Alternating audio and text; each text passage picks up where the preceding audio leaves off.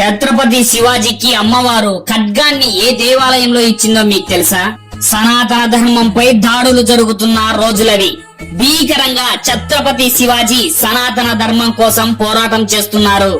ఒకరోజు పరాయి మత సైన్యం శివాజీ సైన్యంపై భీకరంగా దాడులు చేస్తుంది. యుద్ధం జరుగుతుండగా శివాజీ ఒక నిర్ణయం తీసుకున్నారు.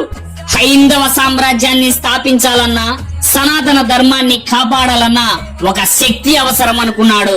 యుద్ధం మధ్యలో వెంటనే తన గుర్రంపై శ్రీశైల మహాక్షేత్రం వెళ్లి భ్రమరాంబిక అమ్మవారి ఎదుట ధ్యానంలో మునిగిపోయాడు. యుద్ధం మధ్యలో ఛత్రపతి ధ్యానంలో కూర్చోవడం చూసిన తన సైన్యం ఆశ్చర్యపోయింది. శివాజీ మహారాజ్ ఎందుకు ఇలా చేస్తున్నాడు అనుకుంటుండగా భ్రమరాంబిక అమ్మవారు పెద్ద భవానీ ఖడ్గాన్ని చేత పట్టుకుని ప్రత్యక్షమయ్యారు.